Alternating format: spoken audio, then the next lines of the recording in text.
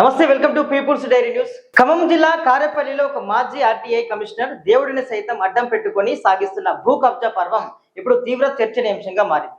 తన స్వార్థం కోసం దైవ విగ్రహాలను వాడుకుంటూ హిందూ ధర్మాన్ని కించపరిచేలా వ్యవహరిస్తూ కబ్జా కోసం సొంత సామాజిక వర్గానికి చెందిన దైవాన్నే అవమానించడం అత్యంత విచారకరం.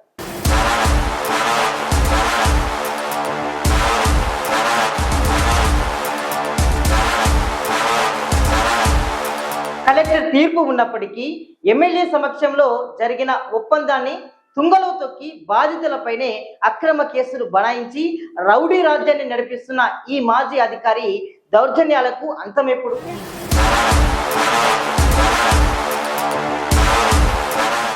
వ్యవస్థల మౌనాన్ని ఆసరాగా చేసుకుని ఒక పేదోడి భూమిని దక్కించుకోవడానికి ప్రాణాలను తీస్తాడేమోనని ఆ బాధితుడు పడుతున్న ఆవేదనలో కనీస న్యాయం ఎప్పుడు దొరుకుతుంది?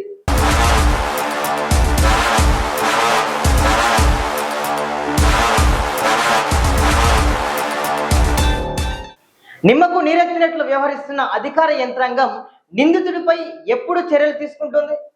దేవుడి ముసుగులో జరుగుతున్న ఈ కబ్జా అరాచకంపై ఇప్పుడు అందరూ ప్రశ్నిస్తున్నారు.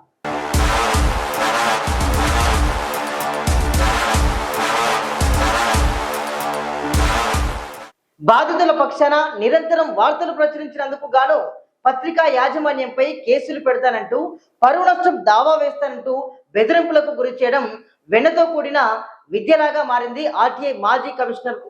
భూమికి తనకు ఏ సంబంధం లేదు అని పత్రికా ముఖంగా తెలియజేశాడు ఆర్టీఐ మాజీ కమిషనర్. తనపై వార్తలు రాస్తే ఖబర్దార్ అని కూడా హెచ్చరించారు.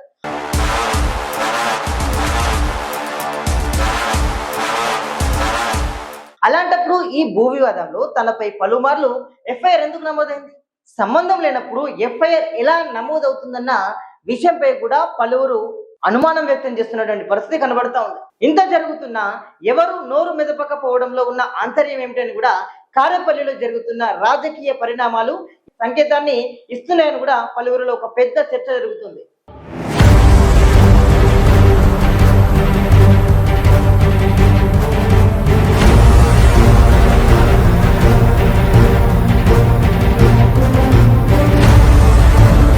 ఈ విషయంపై మరింతగా చర్చించేందుకు మన పీపుల్స్ డైరీ ఆఫీస్ కు బాధిత కుటుంబ సభ్యులు రేపు మన స్టూడియోకి రాబోతున్నారు.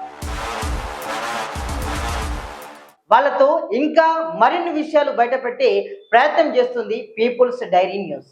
Stay tune, People's Diary signing off. Thank you so much.